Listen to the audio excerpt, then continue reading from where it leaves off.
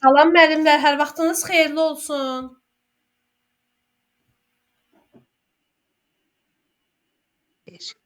Axşamınız xeyir Samira müəllim. Axşamınız xeyirli uğurlu olsun dəyərli Axşamınız xeyir Səmirə müəllimə. Axşamınız xeyirli olsun. Axşamınız xeyir. Axşamınız Axşamınız xeyirli xeyir. olsun. Salam müəllimlər. Allah oruclarınızı qəbul eləsin. Amin. Amin inşallah. Mən həmişə dərsləri 20:00-da keçirəm. Rahat iftarınızı edəsiniz deyə 20:30-a salıram. Yəni bu 1 ay ərzində dərslərimiz orucluq bitənə qədər 20:30-da olacaq, amma ondan sonra dərslərimiz həmişə 20:00-da olacaq ki, çox gecəyə qalmayaq. Belə, başlayaq müəllimlər. Deməli, bu gün bizim ilk ödənişsiz dərsimizdir, ilk dərsimizdir.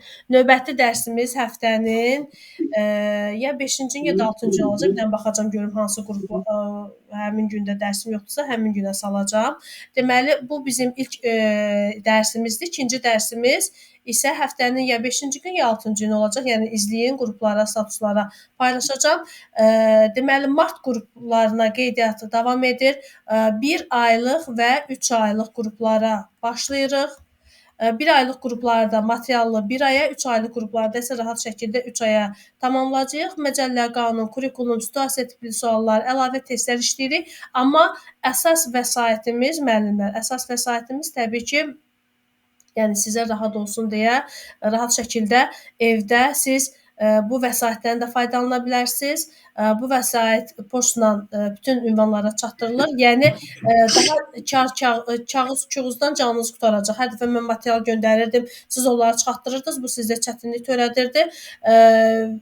Çoxlu vərəqlər onu daşımaq da asan olmur. Amma bunu belə rahat şəkildə istədiyiniz yerə gedəndə özünüzlə apara da bilərsiniz, təkərləyə də bilərsiniz. Yəni mənim keçəcəyim bütün mövzular bu vəsaitdə var. Burada yalnız vəsaiti və vəsaitin aşağı hissəsində WhatsApp-dır, Instagram, YouTube və Facebook-un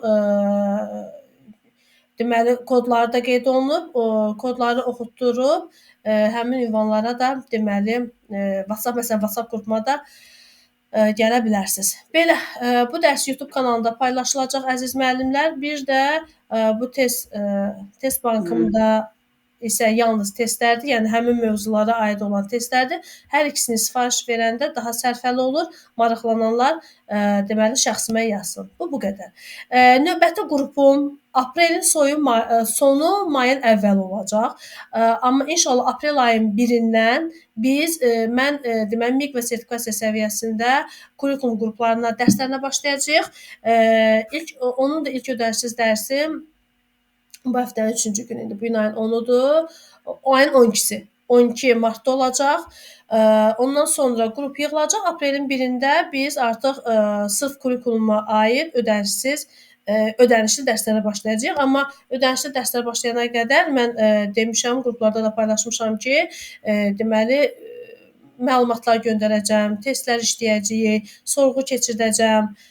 Bu aid kurikuluma aiddir. Bu, yəni miq və sertifikasiya səviyyəsində kurikulumu öyrənmək istəyənlər üçün aiddir. Amma kimlər ki, direktor olmaq istəyir, kimlər ki, müavin və təşkilatçı olmaq istəyir, onlar üçün isə qrupum artıq bu gündən başlayır. Bu gün ilk dərsimizdir, ilk dərs ödənişsiz keçirəm hər zaman və mövzumuz hər zaman ümumi təhsil haqqında qanuna aiddir. Növbəti dərsimiz isə həftənin 5-ci, 6-cı gün təhsil haqqında qanunu izah edəcəm. Ya həftənin 5-ci gün, ya da 6-cı gün.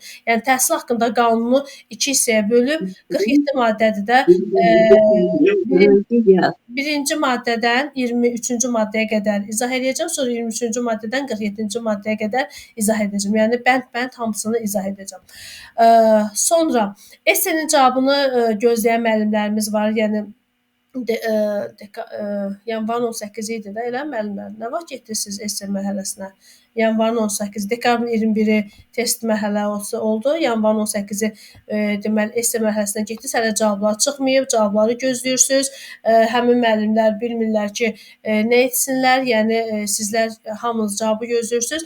Ona görə bu müəllimlər üçün də əgər essenin cavabını gözləyən müəllimlərə aiddir. Yəni müsahibə materiallarını əldə edən müəllimlər mənim bu 1 aylıq mart qrupuma mən onları ödənişsiz daxil edəcəm. Çünki hələ cavablar çıxmayıb. Buna baxmayaraq onlar müsahibə materiallarını əldə dedilər. Ona görə mən onlardan axıra qədər gedəcəm. Yəni bundan sonra SN cavabı çıxandan sonra mən həmin müəllimləri müsahibə qrupuna da ödənişsiz daxil edəcəm. Yəni SN cavabını gözləyən müəllimlərlə axıra qədər mən varam. Yəni müsahibə materiallarını alan müəllimlərə aiddir. Yəni onu əldə edən müəllimlərə aiddir. Şəxsimə yazarsınız müəllimlər. Belə müəllimlər. İndi isə dərsə başlayaq. Deməli dərsimiz ümumi təhsil haqqında qanundur. Bu qanunu hər birimiz bilməliyik. Bu qanunun mahiyyəti nədən ibarətdir? Video izahları göndərmişəm. Maddə deməli 1-dən 13-ə qədər, 13-dən 33-ə qədər 2 dənə video qruplara göndərmişəm, material göndərmişəm. Yəqin ki, ümid edirəm hazırsınız. İşdən, gücdən vaxt tapıb oxumayan müəllimlər isə sual-cavab əsasında öyrənmiş olacaqlar. Beləliklə müəllimlər, hər birinizə uğurlar arzu edirəm. İnşallah ki, uğur qazanarsınız. Mənim tərəfimdən də nə lazımdır? Dəstək. Mən hər zaman əlimdən gələni etməyə çalışıram. Saytım hazır olacaq əziz müəllimlər. Yəni saytda daha ətraflı məlumatlar olacaq, qısa video roliklər olacaq. Sayt artıq hazırlanır, yəni müqavilə imzalanıb, sayt demək olar hazırlanır. Sayt mənə veriləndən sonra hələ mən də onun üzərində bir 2-3 ay işləməliyəm, materiallarımı ora göndərməliyəm. O saytda olan müəllimlərimi də ödənişsiz olaraq ödənişli qruplarıma ödənişsiz daxil edəcəm. Çünki daha saytda siz hər tərəfli orada tanış ola biləcəksiniz. Belə müəllimlər, yəni çalışıram ki, imkan cəhətdən sizlər də bunu həm necə deyim, çatdıra biləsiniz, həm materialları oxuya biləsiniz, həm maddi cəhətdən çatdıra biləsiniz. Hər birinizi necə deyim, çalışıram ki, sizə uyğun olsun. Belə müəllimlər, başlayaq. Kimlər hazırdır? Rəhman Əsədov adında müəllim, buyurun. Ümumi haqqında qanunu soruşacağam, izahlı sual-cavab əsasında soruşacağam. Buyurun Rəhman müəllim. Salam, hər vaxtınız xeyirli olsun Rəhman müəllim. Rəhman Əsədov adı ilə daxil olan müəllim hansıdır? Axşamınız xeyir müəllimə. Salam. Mən Təranə Əsədovum. Mənim oğlumdur, hə. Mən birinci dəfədir qoşuluram. Birinci dəfədir qoşuluram. Müəllim, siz mənim göndərdiyim materialı öyrənmisiniz? Ümumi haqqında qanunu öyrənmisiniz? O mən görməmişəm qrupda. Onda eyb yox müəllim. Onu dərsdən sonra yenə göndərəcəm. Göndərmişəm. Qruplara göndərmişəm. Eyb yox. Dərsdən sonra göndərəcəm. Onsuz da növbəti dərsdə yeni dərs vermirəm. Özüm izah edəcəm təhsil haqqında qanunu. Ona görə ümumi təhsil haqqında qanunu öyrənərsiniz. Yaxşı müəllim, siz onda mikrofonu bağlayın. Öyrənən müəllimlərdən soruşum. Xatirə müəllimə salam. Xatirə Bayramova. Salam müəllim. Salam, hər vaxtınız xeyirli olsun. Müəllim, öyrənmisinizmi? Dərsə hazırsınızmı? Oxumuşam, bəli. Başlayaq müəllim, başlayaq. Uğurlar arzu edirəm. Deməli, Xatirə müəllimə, əvvəlcə deyin görüm, təhsil hansı pillələri var? Təhsilin pillələrini sadalayaq. Azərbaycan Respublikasında hansı təhsil pillələri var? Təhsil pilləri, ibtidai təhsil, orta ümumi təhsil, bunlar səviyyələrdir. Bunlar səviyyələrdir müəllimə. Pillələr bunlardır. Məktəbə qədər, ümumi təhsil. Qarışdırmayaq, sadə sualdır, amma qarışdırmayaq. Sonra gəlir peşə təhsil. Peşə təhsili. Sonra gəlir orta ixtisas. Yəni asandan çətinə düzək də. Bir də ali təhsil. Aydındır? Ali təhsil. Siz hansı təhsil müəssisəsində işləyirsiniz müəllimə? İşlədiyiniz təhsil müəssisəsində orta ixtisas təhsili. Kollecdə işləyirsiniz ki, müəllimə? Yox, ümumi orta təhsil. Ümumi təhsildə işləyirsiniz də, düzdür? Baxın, bunlar pillələrdir. Bunlar pillələrdir, düzdür? Ümumi təhsilin də özünü siz az öncə sadaladınız, onun səviyyələri var. Məktəbə hazırlıq, düzdür? Hazırlıq. Bəli, məktəbə hazırlıq. Sonra? İbtidai təhsil. İbtidai, bəli. İbtidai. Sonra? Ümumi orta təhsil. Bəli, ümumi orta təhsil. Tam orta təhsil. Bəli, bir də tam orta təhsil. Tamamilə doğrudur. Ümumi təhsil pilləsində bu hər 3 səviyyə həyata keçirilir. Bunlardan icbari olan hansıdır? İcbari olanın müəllim hansıdır? Ümumi orta təhsildə elə ümumi orta təhsil. Bax bu, 9 illik təhsil nədir? 9 illik, hə. Bəli, burada İcbaridir. məktəbə qədər neçə İcbari yaşdan təhsil. başlayır Beş. müəllimə? 5 yaşa. Xeyr, məktəbə 5 qədər yaşında. 1-6 yaşı Mə- əhatə edir. Yadımızda saxlayaq. Məktəbə Məktəbə hazırlıq qədər hazırlıq 5 yaşdan bəli, başlayır. Bəli. qarışdırmayaq. Məktəbə hazırlıq 5 yaşdan başlayır. Tamamilə doğrudur. Bu təhsil səviyyələrindən hansını bitirəndə dövlət sənəd verir? Yəni dövlət sənədi Tam verir. orta təhsil.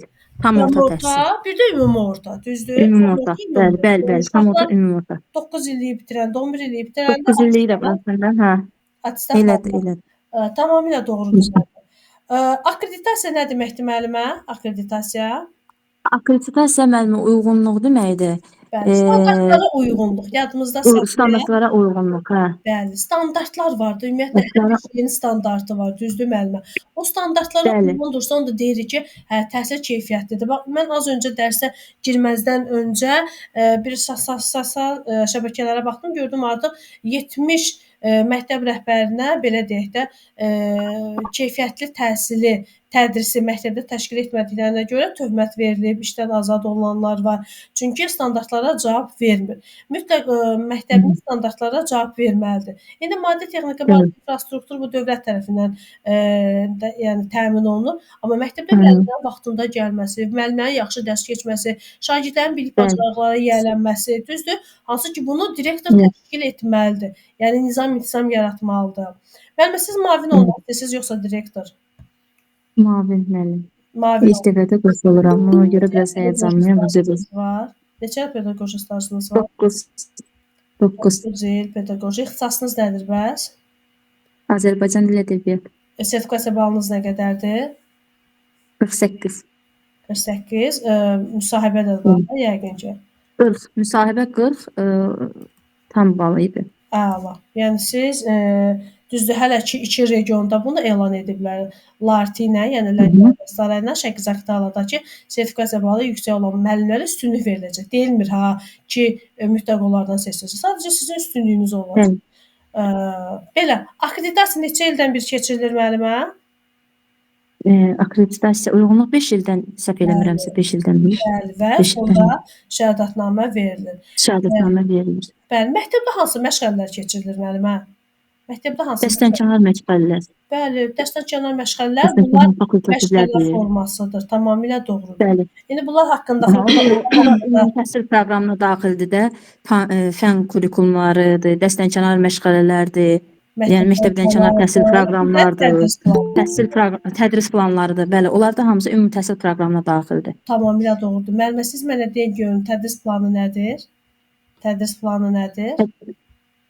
Tədris planı bizim həftəlik fənlərə verilən həftəlik saatların miqdarı. Saatların miqdarı. Azərbaycan dili 5-ci sinifdə 5 saat keçirsiniz də. Onu bəli. Bunu siz 2 saat keçə bilərsiniz müəllimə? Xeyr. Çünki dövlət plan verir. Norma verir ki, müəllim, sən 5A sinifinə həftədə 2 dəfə dərsə get. Bu olur tədris planı. Aydındır? Tədris planı. Bəli, tamamilə doğrudur. Sonra innovasiya nədir müəllimə? İnnovasiya yenilik deməkdir müəllim. Bəli, yenilik. Ümumi təhsil haqqında tamamilə doğrudur. Ümumi təhsil haqqında qanunun o ilk anlayışlar ki var, müəllimə, onu yaxşı öyrənirsiniz. Bu təhsildə istifadə etdiyimiz sözlərdir də, biz bunları bilməliyik, anlayışlardır. Bunları bilməliyik. İnteqrasiya təhsilin məzmununu, inteqrasiya uyğunluq deməkdir. İnnovasiya yenilik deməkdir. İnteqrasiya uyğunluq deməkdir. Bəli. Məsələn, necə deyim sizə? İnteqrasiya. Yəni fənlər arasında inteqrasiya. Bəli, mərhələlər və məzmun standartları ilə üzvü şəkildə əlaqələrin qurulması. Fənlər üzrə məzmun standartları arasında üzvü əlaqələrin qurulması. Bir də ki, dərslərdə çalışın, yəni mən şifahi daha çox şifahi soruşmağa çalışıram ki, nitqiniz açılsın. Bildiyiniz bir şeyi dilə gətirmək lazımdır. Evdə oxuyursunuz, testləri işləyirsiniz, amma bunu ipə sapa düşüb danışmaq üçün çalışın dərslərdə aktiv iştirak edin. Tamamilə doğrudur. Müsahibədə də bizə lazım olur. Çünki müsahibədə də diqqətlə qulaq asırlar, danışıq qabiliyyəti lazımdır, bəli. Bəzən müəllimlər yalnız test mərhələsinə köklənirlər, deyirlər ki, müsahibə problem deyil. Ən əsas müsahibədir. Nəyə görə?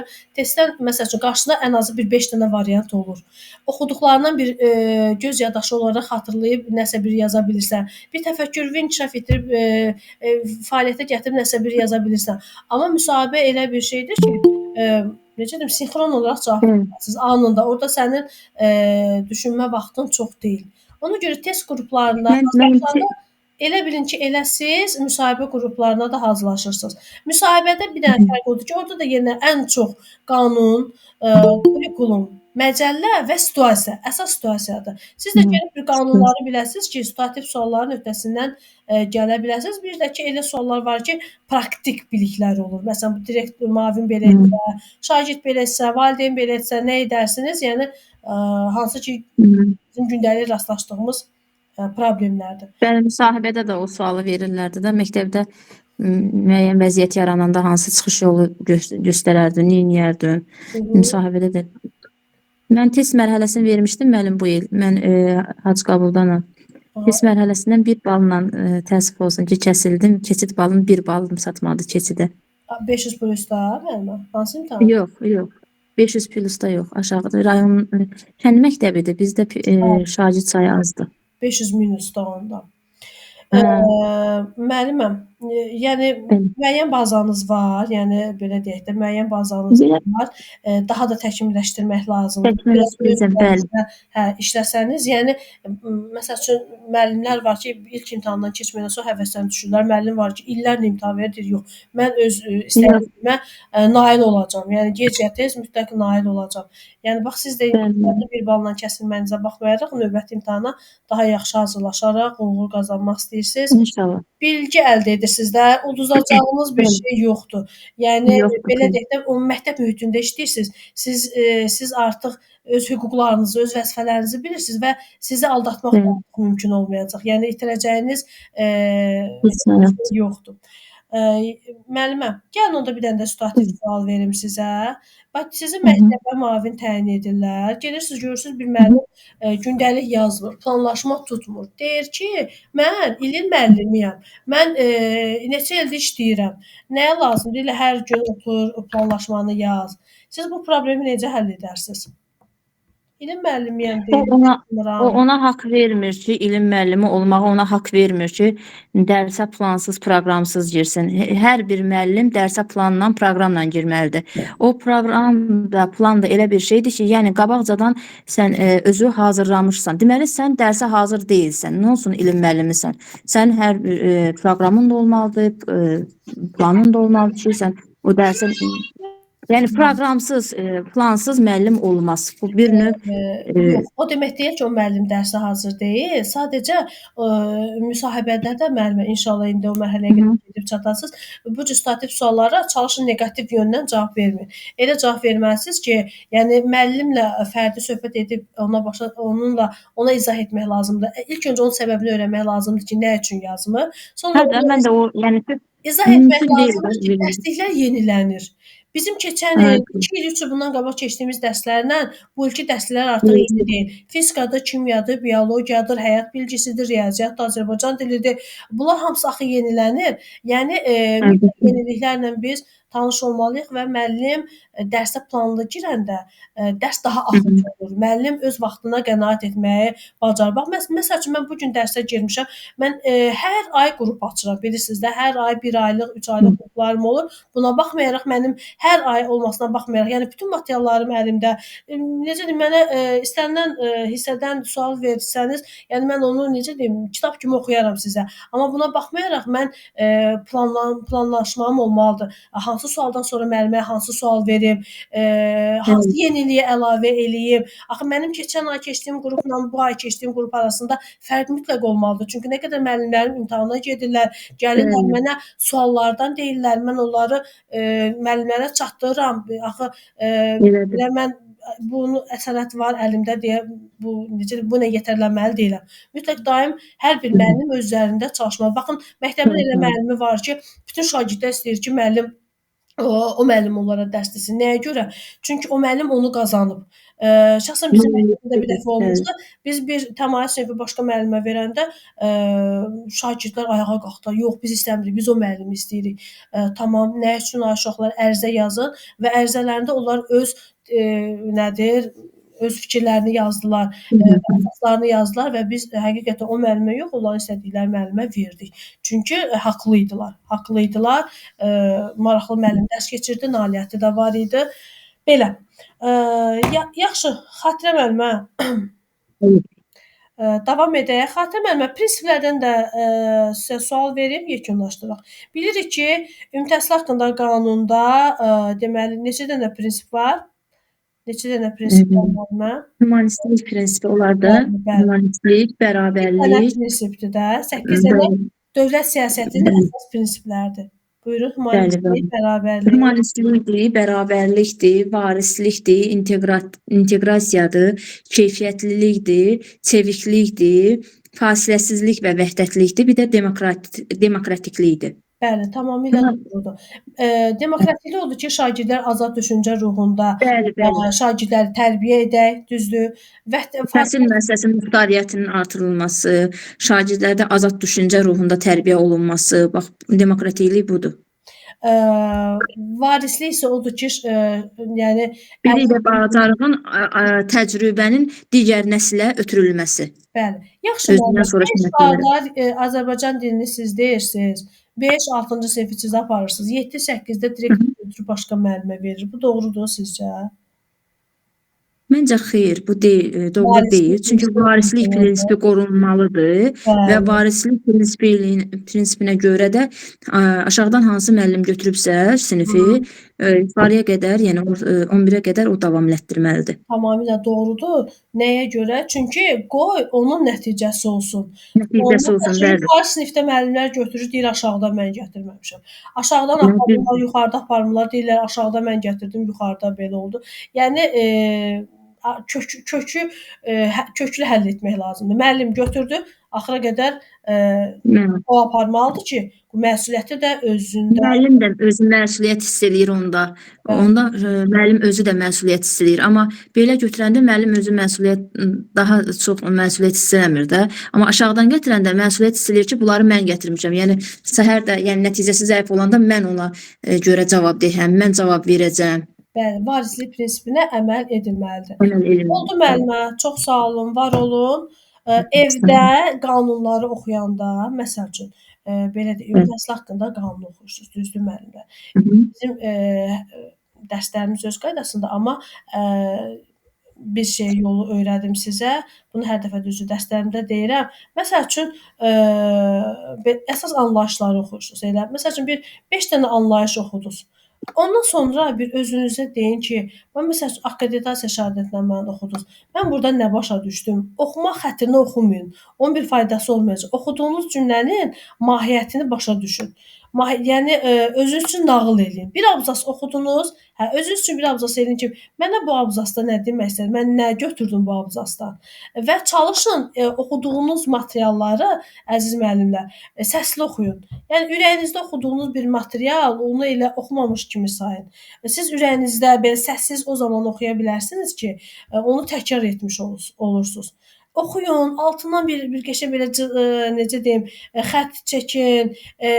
Məsələn, mən özüm PDF-lərimdə həmişə çalışıram altından xətt çəkim. Sizə də hətta belə qırmızı edib göndərirəm.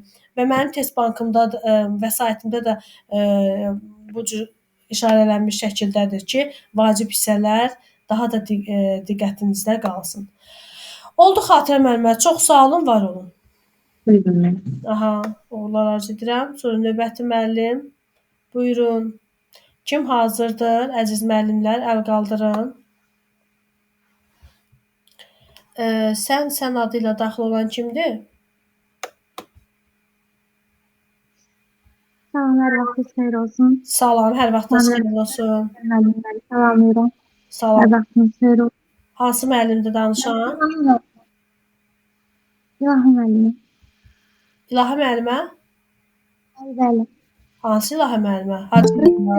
Sizlə danışdığımı Naxçıvandan. Hə, həmin İlahə müəllimə, bildim. Bəli. Necəsiz İlahə müəllimə? Yaxşı, sağ olsunuz. Ha, mən də yaxşıyam. Çox sağ olun, var olun. Sağ olun. Baxın müəllimə, bu kitabımdır. Baxın, kitab bu cürdür. Baxın, kitabda siz materiallarından baxın bu cür oxuya biləcəksiniz. Yəni rəngli çıxıb, 2 rəngdə çıxıb kitab. Burada yalnız vəsaitdir. Belə, başlayaq İlahə müəllimə.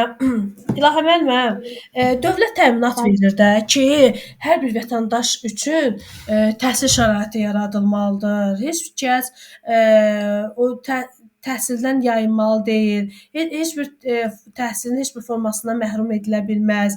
Ayrı seçkiliyə yol verilməli deyil. Yəni fərqi yoxdur, kişidir, qadındır, kasıbdır, varlıdır. Yəni və yaxud da hansı sosial vəziyyəti necədir, dini əqidəsi necədir, hansı dildə danışır. Yəni biz dövlət bu ayrı seçkiliyə yol vermir. Düzdür müəllimə?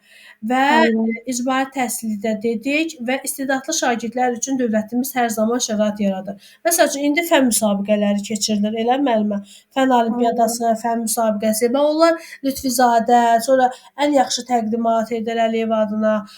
Bunlar nə üçündür? İstedadlı şagirdləri üzə çıxartmaq üçün. Onlar qalib olanda lisey və gimnaziyaları imtahansız müsabiqədən kənar daxil olacaqlar. Sonra universitet seçimində birbaşa ixtisas fakültə seçəcəklər, ixtisas seçəcəklər.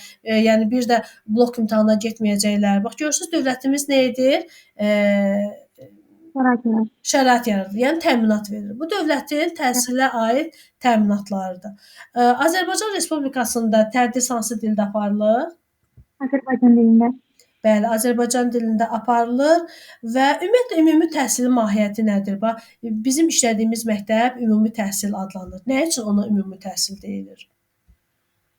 Çünki burada həm ibtidai təhsil, həm məktəbə qədər olan təhsil, həm orta təhsil, yəni hər biri vəsət təşkil edərək hər hansı bir şəxsiyyətin formalaşması üçün nizam, intizam və ya formal yaradır. Buna ümumi təhsil prosesi kimi də ona görə ümumi təhsil adlanır ki, deməli biz burada elmlərin ümumi əsaslarını öyrənirik. Yəni zəruri olan vacib məlumatları öyrənirik. Daha fundamental biliklər isə artıq akademiyalarda, universitetlərdə, institutlarda əlavə təhsil müəssisələrində həyata keçirilir. Amma orta məktəbdə isə şagirdin bir şəxsiyyət kimi formalaşması üçün ona elmin ümumi əsaslarını, yəni zəruri, ona vacib olan hissələr bəli, həyata keçirilir.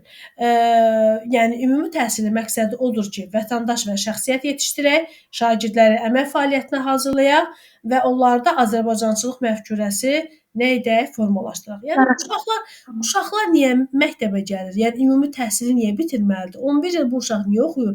Bir yetişməlidir də, düzdür, bir şəxsiyyət kimi.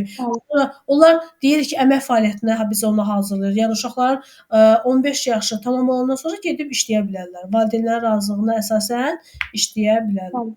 Aydındır. Standartlar neçə illik hazırlanır müəllimə?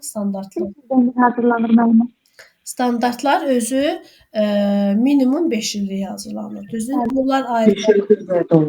Minimum 5 il. Yəni saxlayıb minimum 5 illik hazırlanır. Aydındır. Məsələn, sertifikatlaşdırma həyata keçirilir. Görürsüz, 5 ildən bir keçirilir. Nəyə görə? Çünki 5 ildən sonra başqa standartlar ola bilər. Müəllimin bilik və bacarığına başqa standartlar qoyula bilər. İxtisasınız nə idi müəllimə sizin? Nə?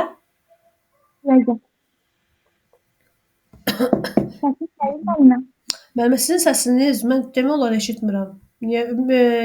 Siz qulaqçıqla əgər danışırsınızsa, qulaqçıqla danışmayın, mən sizi eşitmirəm yaxşı. Bəli, müəllimə gəlirmi səsim yaxşı? Bəli, indi gəlir. Qulaqçıqsız danışın. Marşa görə də, qulaqçıqla danışdığına görə də sizin sözünüzü kəsdikdə mən artıq öz sözümün, sizin daha sonraki cümlənizi eşidə bilmirəm. Bilmirsiniz, əlbəttə. Müəllimə, qulaqçıqsız danışın. Bəlkə də o hal mövzuddur müəllimə. Mən ona görə verdiyi sualı axıra qədər dinləyib cavab verməyim daha labüddür. Çünki sizin sözünüzü kəsən də mən artıq sizin digər cümlənizi eşidə bilmirəm. Yaxşı müəllimə, siz mənə deyin görüm. Nə sual vermişdim, yadıma düşdü. Hə, sizin ixtisasınız nədir? Riyaziyyat. Getmisiniz də sertifikatlaşdırmaya. Bəli, sertifikasiyasında orada iştirak eləmişəm. Neçə bal? Müsahibədən 40 bal toplamışam. Sertifikasiyadan da 51 bal. Afərin. Afərin müəllimə, yaxşıdır. Ballarınız yaxşıdır. Naxçıvan idi də sizdə, eləmi? Bəli.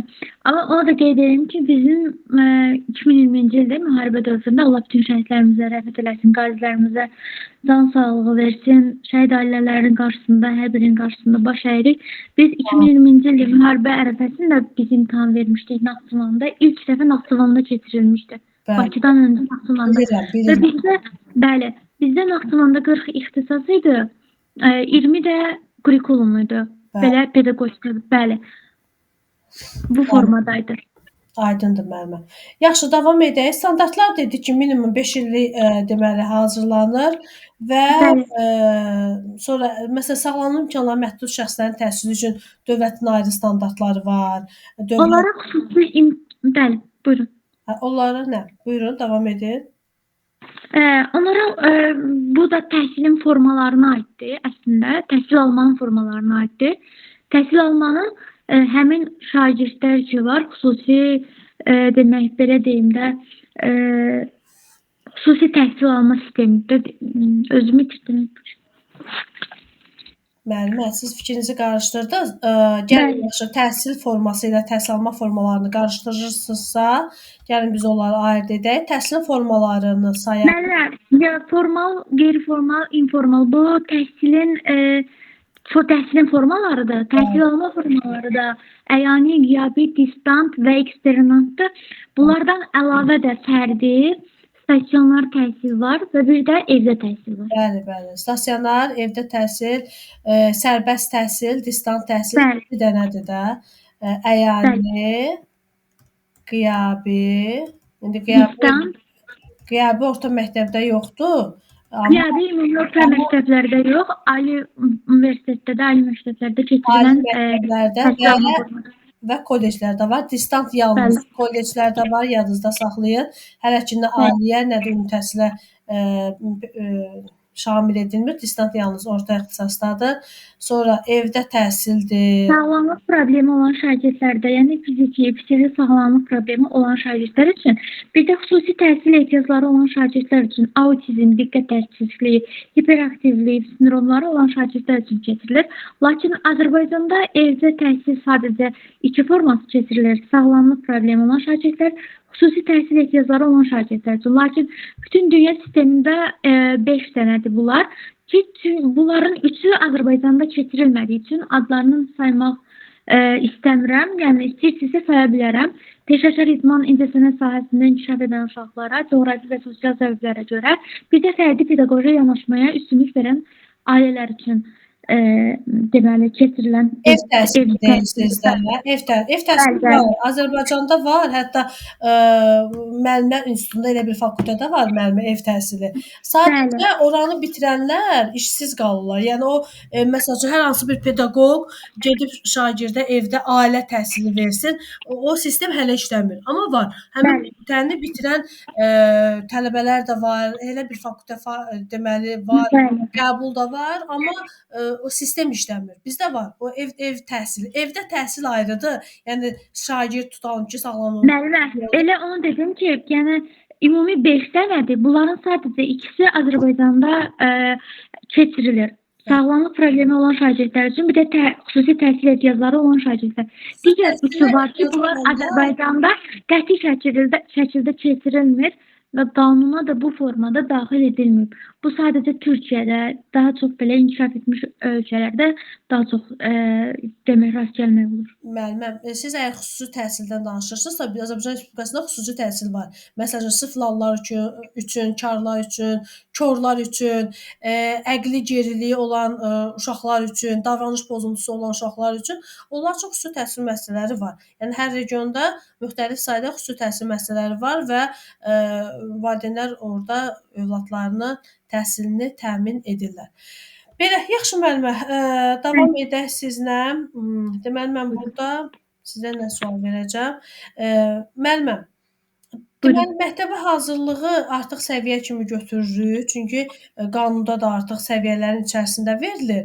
Amma adı səviyyə kimi getmir də, adı belə gedir. Məktəbə hazırlıq mərhələsi. İbtidai sinif 1-dən 4-ə qədərdir, ümumi orta təhsil 5-dən 9-a qədərdir, tam orta təhsil də 10-11-ci sinifləri əhatə edir. Müəllimə, mülkiyyət növünə görə hansı təhsil müəssisələri var? Mülkiyyət növünə görə. Mülkiyyət yönlərinə görə. Bəli, yəni mülkiyyətçi kimdir, kim pul buraxıb, kim maliyyələşdirib? Mülkiyyət növü. Dövlət bələdiyyə özəl. Dövlət bələdiyyə özəl. Bəli, birinci bax elə bizim işlədiyimiz dövlət. Bəli, Sonra adı var, özü olmayıb bələdiyyə məktəbləri. bəli. Bəli, özəl var. Qanunda var. Müəllimə, mən cavab verməliydim, yoxsa dayanım mən? Müəllimə, siz deyəsən bilmədiniz, ona görə müəllimlər açdı, amma müəllimə xahiş edirəm mikrofonu açmayın ki, müəllimə fikrini toparlaya bilsin. Özəl təhsil müəssisələri. Neçə yaşınız var müəllimə? Mənimmi? Bəli. 26. Aha. Yaxşı müəllimə, davam eləyək. Bəli, buyurun. Məktəbdə ali idarəetmə orqanı hansıdır? Necə müəllim bir də sual verin. Məktəbdə ali idarəetmə orqanı hansıdır? Ali idarəetmə orqanı hansıdır? Nizamnamə? Yox, orqan, pedaqoji Pedaqoji şura. Pedaqoji şura. Hə. Bəli, məktəbdə ali idarəetmə orqan, pedaqoji şura. Ali idarə etmə orqanı. Bəli, ali. Ali idarə etmə orqanı. Aydındır? Yəni bütün qərarlar bu pedaqoji şurada qəbul olunur. Məsəl üçün müəllimə belə deyək, Naxçıvanda məktəbli şagirdlərin məktəbli geyimi var da, eləmi müəllimə? Bəli, xüsusi geyimlərimiz var. Hətta müəllimlərin də xüsusi geyimləri var. Aha, siz əgər şəkillərindən göndərsəydiniz, baxardıq, düz internetdə də tapmaq olar. Bəli, bəli, göndərin. Amma mənə maraqlıdır ki, sizdə şagirdlər hansı geyimdən istifadə edir? Məsələn, mən dünən ödənişli qruplarda mən müəllimlərə məktəblərin geyim formasını ətraflı izah etdim. Orada ətəkdir, şalvardır. Bunlar qızlar üçün ətək, oğlanlar üçün şalvar, qızlar üçün qış geyimində şalvar 4 rəngdə istifadə olunur da. Tünd göy, tünd boz, xaki rəng, bir də hansı rəng idi müəllimlər? Bir də qəhvəyi rəng. Bir də qəhvəyi rəng. Köynəklər isə 3 rəngdə olur da. Ağ, mavi, bir də bej rəng. Bəli, bizdəki mavidir. Yəni bu regionlarda bu cür istifadə olunur. Naxçıvanda bəs rənglər nədir? Hansı rənglərdən istifadə olunur? Dediyiniz kimi elə ağ, mavi bu rənglərdə istifadə olunur. Ətəklərdə sizin dediyiniz kimi boz rəngdə, şalvarlarda eyni zamanda boz rəngdə. Qızlara qadağandır şalvar geymək. Yox, niyə qadağandır? Hansı qanun əsasında qadağan ediblər ki? Naxçıvanda qızların şalvar geyməsi məktəblər arasında yəni danışılıb ki, belə olmaz da, nə bilim. Amma o işləri bilmirəm nəyə görə, hansı qanuna görə irəli gəlir, bilmirəm. Amma bizlərdə qızlar şalvar geymir. Müəllimə, deməli, mən baxın bu sənədi dünən öz ödənişli qruplarımda izah etdim. Burada bir şey deyim. Deməli, bax burada görürsünüz müəllimə. Qızlar üçün yay forması, oğlanlar üçün yay forması. Bir də qızlar üçün qış forması. Bax burada görürsünüz nə var? Təbii ki, şalvar da var, ətək var, şalvar da var. Deməli məktəb rəhbəri olaraq siz şagirdlərə şalvarı qadağan edə bilmərsiniz. Bu Elm və Təhsil Nazirliyinin qərarı deyil. Bu Nazirlər Kabinetinin qərarıdır. Nazirlər Kabinetinin də qərarı bütün respublikaya şamil olur. Bir var, sizin naziriniz başqadır da, Naxçıvanda naziriniz düzdür. Ola bilər ki, nazir başqa qərar verə bilsin. Amma Nazirlər Kabineti qərar verirsə, artıq bu bütün respublikaya aiddir. Yəni məktəb rəhbərliyi olaraq qızlara qış geyiminə, şalvara biz icazə verməməyə ixtiyarımız yoxdur. Çünki qanun. Elə bilsin müəlliməm, bizdəki rəhbərlik deməyib ki, olar olmaz da. Yəni ümumi olaraq belə gətirilib, belə də təqdim olunub deyə. Əvvəl necə olub, biz elə davam eləyə bilmərik də, düzdür? Çünki yeni məlumatlar gəlir, yeni qaydalar gəlir, yeni idarəetmə sistemi gəlir. Siz müasir məktəb modeli yaratmaq istəyirsiniz və siz bunun üçün qanunları bilməlisiniz və bilməlisiniz ki, bəli, qızların qış geyimində şalvar forması var. Aydındır müəllimə? Aydın. Aha, lap yaxşı. Müəllimə, siz 26 yaşınız var və fikirləşirsiniz ki, gedib məktəbdə illərin müəllimlərinə, neçə ilin müəllimlərinə gedib rəhbərlik etmək istəyirsiniz? Yəni necə düşünürsünüz? Gedib rəhbərlik edə bilərsiniz? Nə bilim, eləyə bilənlər bizdən artıq deyildi ki. Vaxtı. Yəni ifadəmə görə üzr istəyirəm, hörmətsizlik mənasında. Yox, müəllimə, siz necə bu dərslərə gəlirsiniz ki, onu öyrənəsiniz də, düzdür? Bəli. Problem deyil müəllimə. Əsas odur ki, siz o dediyiniz cümlənin doğru və ya səhv olduğunu mən deyim. Axı mən deyirəm, neqativ yanaşmayaq, müqayisə etməyək, yadınızda saxlayın. Sizə verilən sualları heç vaxt neqativ yöndən daxil olmayacaqsınız. Heç vaxt özünüzü başqa müavinlə, başqa direktorla, başqa müəllimlə müqayisə etməyəcəksiniz. Yalnız irəliyə baxacaqsınız, düzdür? Samirə müəllimə, özümdə o potensialı görürəm. Aha. İdarəçilik funksiyasında özümdə görürəm. Hətta hiss edirəm ki, savadım da buna az-çox yetər deyə, yəni mən bu yola baş qoymuşam. Müəllimə, sizin hələ yaşınız azdır. Yəni bu sahədə bilgi çox əldə etməlisiniz. Və necə deyim, siz amma o potensialı özünüzdə görürsüz də. O potensialı özünüzdə görürsüz, öz üzərində işləyəcəksiniz. Bilirsiniz ki, kollektivi idarə edə bilərsiniz. Aydındır müəllimə? Yəni liderlik qabiliyyətlərinizdən, liderlik bacarığınızdan danışa bilərsiniz, uğurlarınızdan danışa bilərsiniz. Amma özünüzü heç vaxt başqası ilə müqayisə etməyin. Yox, estağfurullah, müqayisə eləmirəm. Əsla, sadəcə yəni fikrimi bildirmək istədim ki, yəni o məktəbdə təkcə mən deyil də, mən yaşda olan bir çox müəllimə var ki, həmin vəzifədə işləmək istəyir. Bəli. Yəni bunu da mən fikirləşdim ki, daha çox özümü hazır hiss eləyirəm, çalışaram, nə bilim, yəni pul xatirinə, vəzifə xatirinə deyil. Ümumiyyətlə çalışır müsahibələrdə də indi yəni pula gedib aparmayın da məsələni. Çünki sizə mən burada səmimi söhbət edirik ona görə. Məndə başqa fikir formalaşdırırsınız da ki, mən pul haqqında danışmadım, müəllim pul haqqında dedi, yəni fikrində olan nədir? Yolunu öyrədirəm ki, yəni əlavə fikirlər məndə niyə yaradırsınız ki? Vurub niyə qaşı düzəltdiyi yerdə vurub gözünü niyə çıxardırsınız? Onu da dedim. İnşallah ki, olar, hər bir şey təcrübədən asılıdır. Bu da ki, praktikayla qazanılır, amma o liderlik, mən məsələn ayın neçəsi idi? Ayın martın 4-ü idi də. Martın 4-ündə Gürcüstan sarayında qadın liderlərin zirvəsi 2025-ci il belə bir möhtəşəm tədbirdə iştirak etdim və orada həqiqətən də lider xanımlar, lider qadınlar haqqında ətraflı geniş panel müzakirələr oldu və həqiqətən də lider xanımlar doğulur. Yəni liderlik elə bir bacarıqdır ki, idarə etmə bacarığı elə bir bacarıqdır ki, o sonradan formalaşmır. Bir dəqiqə. O sonradan inkişaf etdirilir sadəcə. Yəni bu bacarıq var sizdə, siz onu inkişaf etdirirsiniz. Amma bu idarə etmə bacarıqları elə bir şeydir ki, o məktəb illərindən, uşaqlıq illərindən, universitet illərindən artıq bu nə edir? Büruzə verir, özünü göstərir. Belə oldu müəllim. Mən sizin qarşınızda çıxış eləmək, eyni zamanda həmkarlarımız var, onların qarşısında çıxış eləmək həqiqətən çox çətindir. Hətta həyəcan vericidir, yəni onu da mənim həyəcanıma verin.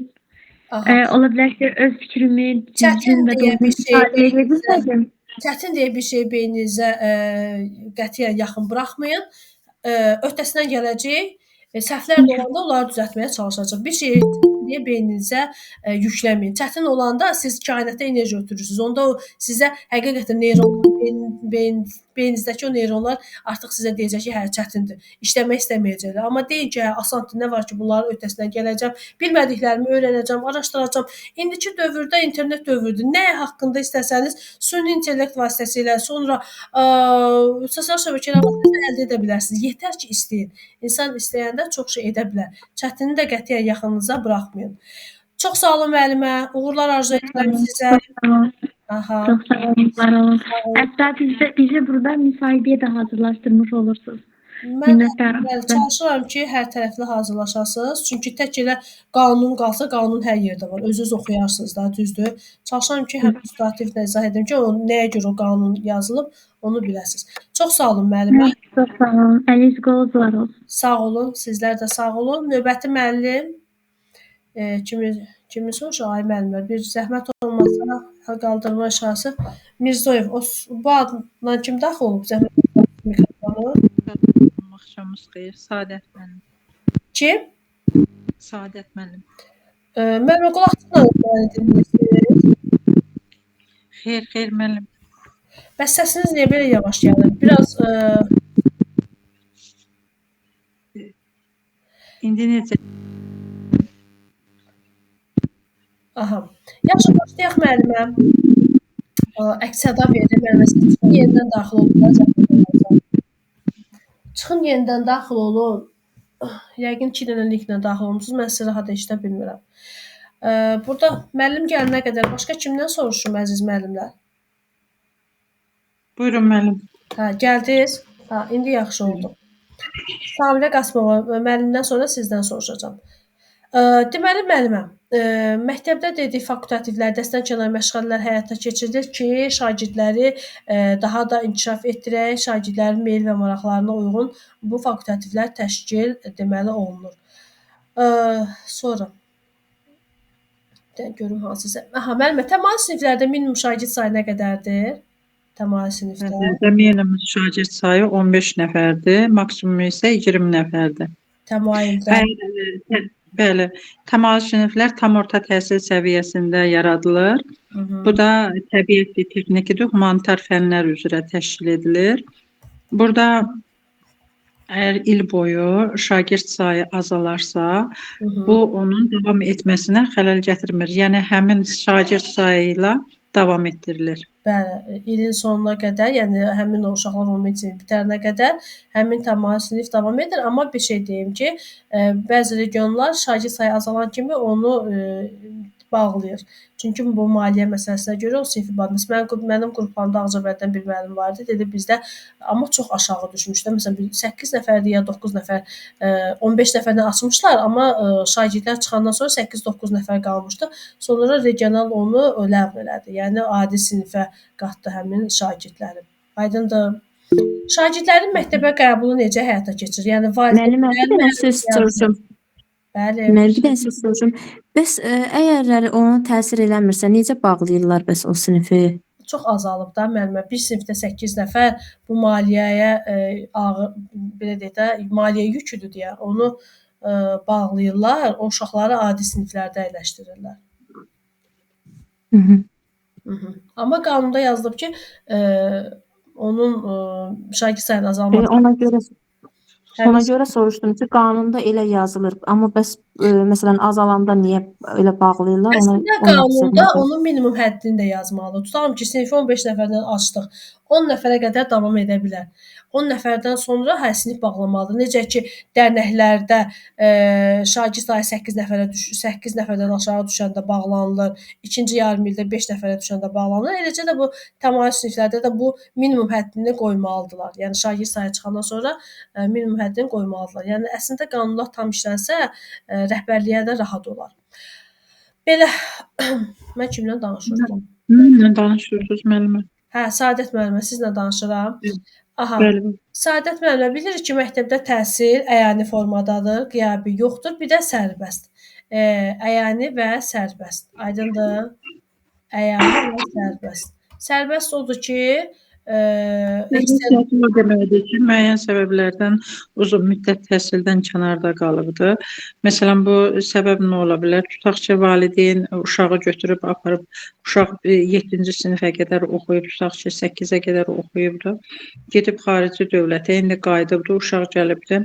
Tutaq ki, 24 yaşı var, 25 yaşı var. Bu uşaq dövlət sənədi almaq istəyir. Onda ümumi orta təhsil, yəni attestasiyasını almaq üçün təhsil müəssisəsinə müraciət eləyir və təhsil müəssisəsi aralıq imtahan təşkil eləyir. Burada aralıq imtahanlar Müəllimə, aydın oldu. Eksternat təhsil özü ayrı bir sənətdir. Onu biz orada ətraflı keçəcəyik müəllimə. Yəni ibtidaidə, ümumi ortada, tam ortada həm əyani, həm də sərbəst. Yəni qiyabidir, Bəli. distansdır. Bunlar Bəli, sərbəst. sərbəst. Bəli, yəni sərbəst. Aha, tamamilə doğrudur. Yaxşı müəllim. Sərbəstin ikinci bir qolu da odur ki, əgər şagird də həddən artıq istedadlıdır, orada 3 səviyyə üzrədir. İbtidai, ümumi orta və tam orta təhsil səviyyəsində. Burada 4-cü sinifdən 5-ci sinifə, 8-dən 9-da, 10-dan 11-ə keçə bilər, amma bunun birini eləyə bilir.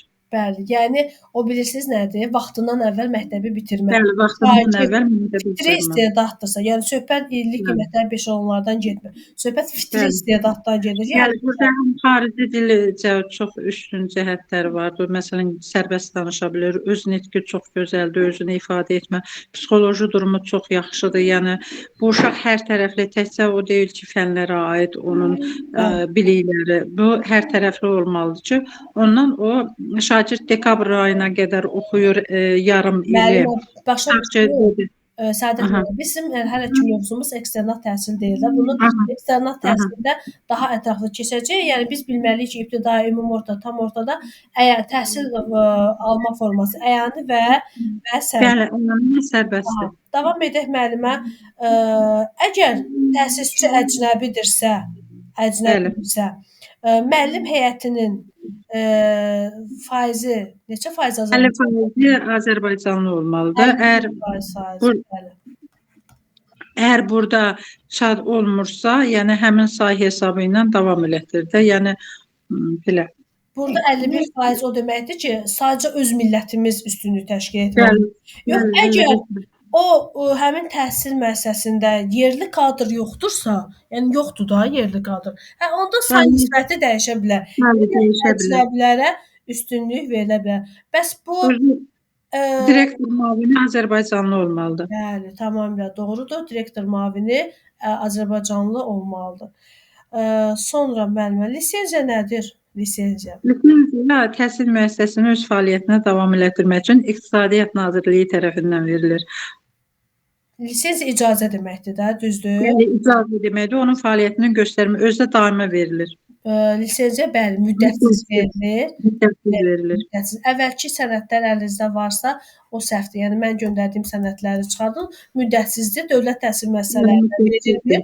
Çünki dövlət özü-özünə nə lisenziya versin? Yəni akkreditasiya 5 ildən bir müddətədirsə, məsələn 5 ildən bir keçirilirsə, lisenziya müddətsizdir. Bəli, lisenziya müddətsiz. Əgər həmin müəssisə akkreditasiyadan keçməyibsə, onun lisenziyası da ləğv olunur. Yəni standartda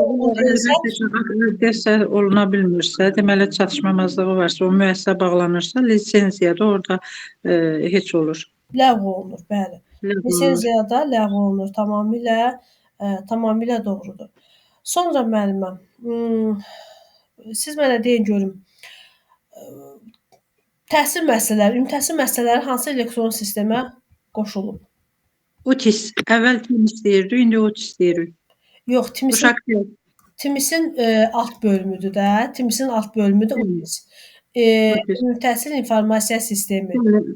Təhsil informasiya sisteminə daxildir. Amma bu UTIS özü də TİMİSin alt bölməsidir. Çünki peşə təhsilinin özünün də alt sistemi var, ali təhsilində, kollecində. Sonra bir də şagird məzun. Düzdür müəllim? Yəni şagird məzun. Ancaq məsələn ali təhsildə isə tələbə məzun. Ali məktəbdə, bir də orta ixtisasda tələbə məzun. Orta ixtisasda da. Müəllimə, siz direktor olmaq istəyirsiniz, müavin olmaq istəyirsiniz? Müəllim, amma direktorluğa vermişəm, 39 bal toplamışam. Eşidən də keçmişəm, ancaq elə cavablarımız gəlməyib. Ay müəllimə, siz mənim eşi qrupunda olmusunuz da elə? Bəli, sizin eşi qrupunda. Bildim müəllimə. Üzrlü sayını səsinizdən tanımadım. Lap yaxşı. Müəllimə, demək olar ki, siz inşallah indi essenizin cavabı yaxşı gələr. Qanunları yaxşı. Yəqin ki, evdə də oxuyursunuz, dayanmırsınız. Düzgün essenin cavabları hələ də çıxmasa, özünüz çalışırsınız. Bəli. Sonra müəllimə, Məktəbdə psixoloji yardım keçirilir, psixoloji xidmət həyata keçirilir və bu psixoloq bunu həyata keçirir. Məktəbdə psixoloqun sayı bilirik ki, 1000 nəfərə qədər, neçə nəfər? Yəni 1000 nəfərə qədər 1-dir, 2000 nəfərə 2-dir, 3000 nəfərə 3-dür. Yuxarı olarsa daxili yoxdur, elə 3 ilə gedəcək. Yox, niyə səhv saldınız? 1000-dən 3000-ə qədər 2 nəfərdir. 2 nəfər. 2 nəfər. 3000-dən çox olanda 3 nəfərdir. Hə, onda dəyişir. Yox, dəyişmir, belədir. Sadəcə elə bildiniz ki, 1000-dən 2000-ə 2 dənədir. Bax, bu belədir. Aydındır. Şagird sayı 1000 nəfərə qədər oldu. Bir dənə 1000-dən 3000-ə qədər olanda 2 nəfər, 3000-dən çox olanda isə 3 nəfər olur. Aydındır. Sonra müəllimə publik hüquqi şəxsdir. Bilirik ki, ümumi təhsil müəssisələri Publik hüquqi o müəssisənin muxtariyyəti deməkdir də. Yəni o öz büdcəsini, öz vəsaitini özü müstəqil surətdə istifadə edə bilər. İdarə edəcək və bir məktəb rəhbəri olaraq siz necə maliyyəni, yəni kənarda maliyyəni necə cəlb edərsiniz müəllimə? Maliyyəni müəllim ola bilər ki, məsələn, müxtəlif ola bilər sahəsi olsun, məktəb sahəsi olsun, fındıq bağı olsun, alma bağı olsun, maliyyəli. Onu satıb məsələn maliyyəyə çevirə bilərəm. Və yaxud da ki, ola bilər ki, müəllim, mən xüsusi qruplar yaradaram, pullu qruplar, orada dərslər keçirərəm, o pul, ondan gələn maliyyəni əldə edə bilərəm. Sonra belə bir ki, həvəsləndirmə üçün məsələn əməkdaşlıq etdiyim məsələn təşkilatlar olar. O təşkilatlar məsələn özləri həvəsli olaraq, özləri könüllü olaraq yardımlar eləyərsə, onun əsasında da maliyyələşməni təşkil edə bilərəm. Aha. Deməli müəllimə, baxın siz dediniz ki, məktəbdə ödənişli qruplar təşkil edə bilərsiniz. Bu müqavilə əsasında. Bunu yuxarı ifadə eləyərəm, bəli. Bəli, müqavilə əsasında həyata keçirir, amma ondan əldə olunan gəliri təbii ki, öz nizamnamənizə uyğun, məktəbin nizamnaməsinə uyğun xərclənməlidir. Belə deyək də, yəni akt tərtib olunacaq. Akt tərtib olunacaq ki, məsəl üçün bu qədər vəsait əldə olundu, bu hara xərclənsin? Tutam ki, təhsil fəaliyyəti olan müəllimlər var, onlara stimulyasiya həvəsləndirmək üçün, şagirdləri həvəsləndirmək üçün, məsələn, bəli, onlara şagirdləri həvəsləndirmək üçün, onlara hədiyyə vermək üçün istifadə edə bilərəm. Ondan müəllimləri həvəsləndirmək üçün, onların nailiyyətlərini qiymətləndirmək üçün məsələn istifadə edə bilərəm. Sonra məktəbim üçün lazım olan, məsələn, məktəbim üçün lazım olan nələrsə çatmırsa, o vəsaitdən istifadə edib o çatışmamazlıqlara sərf edə bilərəm. Müəllim, indi qrant layihəsi nə qeydiyyat başlayıb da, səhv etmirəmsə. Qrant layihəsi. İştirak edəcəksinizmi? Təhsildə inkişaf və Müəllimə istərdim edim, amma onun yollarını bilmirəm. Samirə müəllimə, yəni burada qrant necə iştirak etmək olar, onu etməmişəm də sözünüzə. Qrant layihəsi yazın, belə bir qeydiyyat gələcək, oradan qeydiyyatdan keçin də müəllimə deyir. Burada nümunə də yazılıb, qrant müsabiqəsi üçün elektron qeydiyyat. Artıq indi 9 təzəlicə başlayır, Samirə müəllimə. Bəli, bəli, qeydiyyat başladı. Baxın görürsüz. Bir dənə görün başqa bir dəqiqə. 9-cudur da indi səhv etmirəmsə. Google baxaq. İştirak edən var müəllimlər? Yəni qeydiyyat hələ davam edir. Onu bir dənə dərsdən sonra yadıma salarsınız müəllimə. İndi burada kompüterdə rahat tapa bilmirəm. Telefonda rahat tapıb mən nədir göndərərəm. Aydındır. Bu gün Edu saytında var. Nazirliyin saytında görün var. gov.az. Mən özüm bu il istəyirəm iştirak edim.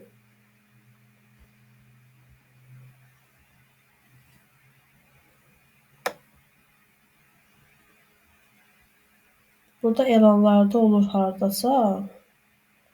Nazirliyin. Şimdi dərsdən sonra taparam. Yaxşı müəllimə. Oldu müəllimə. Hə, dərsdən sonra taparam. Amma elan verilib. O gün məktəblərə də göndərildi. Bütün xəbərlər. Müəllimə, layihədə iştirakçıdan nə tələb olunur? Yəni sizin ideyanız olacaq şagirdlərin inkişafı üçün, məktəbin inkişafı üçün. Onu işləyib hazırlayıb göndərəcəksiniz.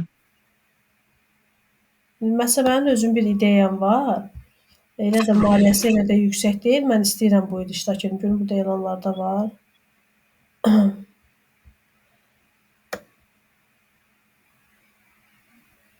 Yox. Yadına salarsız göndərərəm mən. İndi bu dərsimizin vaxtından getməsin. Dərsdən sonra göndərəcəm. Qanat layihənin qeydiyyatını göndərəcəm. Yaxşı, müəlliməm. Ay Səadət müəllim. Eşidirsinizmi məni?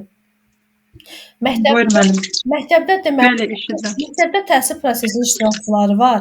Hansılar ki, mikrofonu bağlayaq.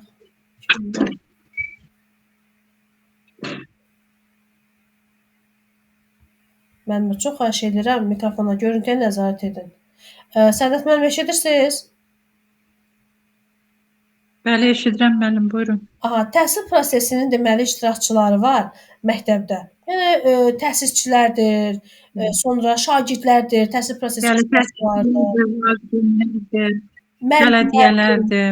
Bəli, bələdiyyə, əgər müəllimlərdir. Əgər məktəb dövlət məktəbidirsə, bələdiyyə deyil ha. Amma məktəbi əgər bələdiyyə tikibsə, hə, bələdiyyələr həmin təhsil prosesinin iştirakçıları sayılır. Yaxşı, müəllim, bir əlavə sual verim. İcra məktəbin fəaliyyətinə müdaxilə edə bilər? İcra, məktəb yerli icra hakimiyyəti. Bəli, yerli icra hakimiyyəti xeyr eləyə bilməz. Xeyr, edə bilməz. Bəs məktəbin fəaliyyətinə kim müdaxilə edə bilər? Təhsil Nazirliyi. Nazirliyi, idarələr, regionallar, düzdür? Regionallar, bəli. Amma bu polisdir, polis şöbəsidir, sonra icradır, yerli icra hakimiyyətidir. Yəni tədbirlər düzdür göndərilir yerli icra hakimiyyəti orqanı tərəfindən.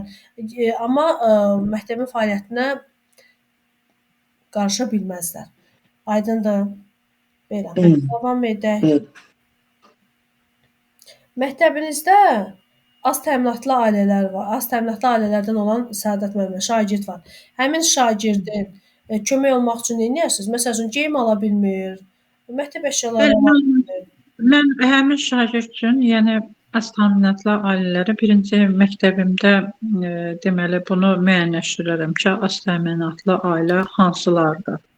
Onu müəyyənləşdirərəm ki, 5 ailə var, hansı siniflərdə o uşaqlar hansı siniflərdə oxuyur və həmin şagirdlərin görərəm ki, nələri çatmır və bunu eləyərəm ki, bunu başqa şagirdlər də bilməsin. Müəllimə, bunu qanun tərəfindən, yox, birinci qanun tərəfindən danışır. İndi məktəbdə özü könüllü kömək olmaq istəyər, tamam, başqa bir şeydir. Amma bunun qanun tərəfi odur ki, az təminatlı ailələrdən olan şagirdlərə yerli icra hakimiyyəti orqanları dəstək olur, onların siyasını təşkilatçı tutur, göndərir, deməli, icraçılar. Hər il müəyyənləşdirilir. Bəli, məktəbli hər il orta məktəblərdə müəyyənləşdirilir. Bəli. Yəni bunu birinci qanun tərəfindədir. Sonra məktəbinizdə ola bilsin ki, valideynlərdən, müəllimlərdən, şagirdlərdən, az təminatlı ailələrin övladlarına kimsə dəstək olmaq istəyər. Bu ayrı məsələ. Hə, gəlib dəstək olmaq istəyirlər, lap yaxşı. Amma birinci qanunu deyirsiniz, həmin şagirdlərin axı uşaqların hüquqlarını müdafiə edən orqanlar var. Məktəbdə kim var? Uşaqlar vardır. Uşaqlar olmasa biz o məktəbdə bizim işimiz olmaz ki, düzdür? Biz mütləq uşaqların hüquqlarını müdafiə etməliyik. Məktəb elə uşaqların hüquqlarını müdafiə edən orqandır. Polisdir, bələdiyyədir, elə yerli icra hakimiyyəti orqanıdır, ombudsmandır, sonra ailə, qadın uşaq problemləri komitəsidir. Bunlar hamısı uşaqların hüquqlarını müdafiə edən prokurorluqdur, uşaqların məhkəmələrdir. Bunlar uşaqların hüquqlarını müdafiə edən deməli orqanlardır. Müəllimə, siz mənə deyin görüm. Uşaq məhkəməyə neçə yaşında müraciət edə bilər? Uşaq məhkəməyə 14 yaşından sonra. Bəli, 14 yaş. Yadınızda saxlayın. Bəli, uşağın 14 yaşı tamam oldu. Şimdi müraciət edir ki, anam məni döyür. Atam məni döyür və yaxud da mənimlə kobud danışırlar. Hətta müəllimlər, mən özüm ümumiyyətlə çox yaxşı bir video roliklər var YouTube-da izləyirəm. Engin Denizdir, sonra Sümeyra Çenetdir, İndi adları yəqin ki, düz dedim. Bunların video rolikləri var ölkələr haqqında. Nə bilim İtaliya haqqında, Fransa haqqında, İsveçrə haqqında, bütün ölkələr haqqında, Finlandiya haqqında, Hindistan haqqında, nə bilim İndoneziya, yəni bütün ölkələr haqqında var və həqiqətən inkişaf etmiş ölkələrdə əgər uşaq şiddətə məruz qalarsa, yəni məktəbdə birdən müəllim görər ki, uşaq valideyn tərəfindən şiddətə məruz qalıb, həmən o uşaq uşağın valideyni valideyn hüququndan məhrum edilir. Yəni bu qədər uşaqların hüquqları deməli müdafiə olunur. Mən də tövsiyə edərəm müəllimlər. Dünən elə ödənişli dərsimdə bir dəqiqə müəllimlərə tövsiyə etdim, qoy da sizlərə də tövsiyə edim. Məsələn, belə bir psixoloqumuz var. Mən şəxsən çox onu dinləyirəm, sizə də çox tövsiyə edərəm. Öz psixoloqumuzdur. Elmir İskəndarov. Heç bu bilmirəm, mən onu bu qədər reklam elədim. Amma çox faydalanıram da bu insanın bax belə dərslər qısa videolardır müəllimlər qoy açım. Biz bunu nəyə görə deyirəm? Çünki biz uşaqlarla işləyirik də, düzdür? Biz uşaqlarla işləyirik, uşaqların psixologiyasına bələd olmalıyıq. Elə yaxşı videoları var, ödənişsiz şəkildə paylaşır. Məsələn, autizm nədir, yeniyetməlik dövrü ilə bağlı 7 tövsiyə. Bütün bunlara vaxtlı, məsələn, ev tapşırıqlarını şagird etmirsə, valideyn necə onunla davranmalıdır. Uşaqlara deyir aşkım deməyin. Uşağa qiymət alanda həvəsdən düşür, onu nə etmək lazımdır? Yəni biz valideyn olaraq bunu valideynlərə də yönəldə bilərsiniz. Baxın müəllimlər, mən şəxsən çox faydalanıram. Videolarda çox qısa-qısadır. Yəni 7 dəqiqə, nə bilim 8 dəqiqə, bax görürsüz də qısadır. Yəni uşaq psixologiyası ilə bağlı bu çox yaxşı psixoloq dəstək olar. Bir də ki, dünya görüşünüzü artırmaq üçün görüm, mən sizə bir şey deyim. Məsəl üçün, mən özüm edirəm, qoy sizə də faydalı olsun da. Burada görüm, İncin Deniz. Baxın, bu şəxsin videolarını demək olar ki, mən çox izləyirəm. Ölkələr haqqında müəllimlər. Bir dəqiqə.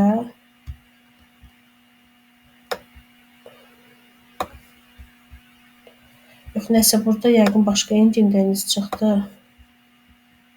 Buradan baxın.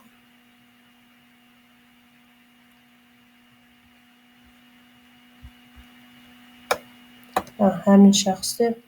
Deməli, burada müəllimlər, mən istəyərəm ki, dünya görüşünüz də artsın. Məsəl üçün, xarici ölkələrə getməyə, amma ölkələr haqqında bir 10 dəqiqəlik, tapdım, 10 dəqiqəlik, 15 dəqiqəlik, 20 dəqiqəlik video yazılarda müəllimlər, məsələn, bax, Finlandiya haqqında, tarixi haqqında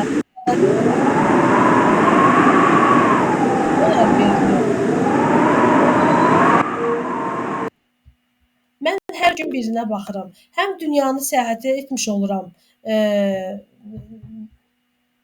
Çox gözəldir. Müəllimlər, həqiqətən faydalıdır. Mən həm o psixoloqu dinləyirəm, sonra belə bir ölkələrin video yazılarına da baxıram, video izahlarına. Korkmuyor. Vahşi hayvanların beslenmesine yetecek gerekli av popülasyonu bulunduğu için insanlara saldırdıkları vakalar çok ender. Son 100 yılda Finlandiya'daki ayılar nedeniyle kayıtlı ölüm. Belə müəllimlər, yəni çox faydalıdır və mən deyirəm ki, ayılar nə qədər məlumatları bilmirik ölkələr haqqında. Belə müəllimlər, bu biraz fasilə kimi olsun. Səadət müəllimə, Səadət müəllimə. Müəllim, eşidirəm. Öz üzərinizdə çalışırsınız, halbuki hələ ki cavablar bilinmir, qanunları oxuyursunuz müəllimə, əla. Yəni birdən nəsə elan olunanda siz demək olar ki, biraz təkrarlayıb getmiş olacaqsınız müsahibəyə inşallah. Oldu müəllimə, sağ olun. Sağ olun. Sağ olun, hələlik. Belə, sonra Asif Dağıyev adı ilə daxil olan kimdir? Uyğunsuzsa, zəhmət olmasa sizlə davam eləyək. Sonda yekunlar. Samirə müəllimə, üzrlüsən. Buyurun Samirə müəllimə, açın. Yaxşı ki, işarə elədiniz, yadımdan çıxmışdı müəllimə. Samirə müəllimə, salam.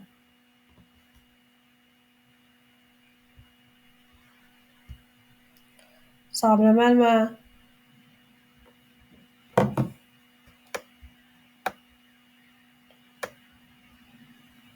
Mikrofon deyilsiz Samira müəllimə. Asif müəllim, Asif Tağıyev.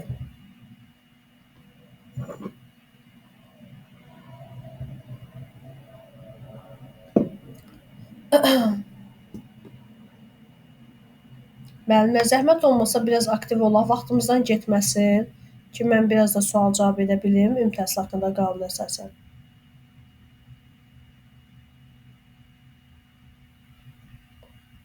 Açın da mikrofonu Samira müəllimə, onu da açın. Niyə açmırsınız bəs mikrofonu? Aça bilmirsiniz, nəsə problem var?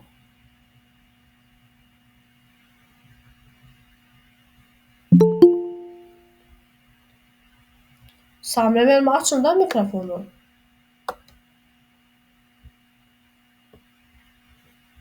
Gülü müəllimə, sizlə davam edək. Gülü müəllimə dəst olmalıdır deyəsən. Bəxlan gördüm.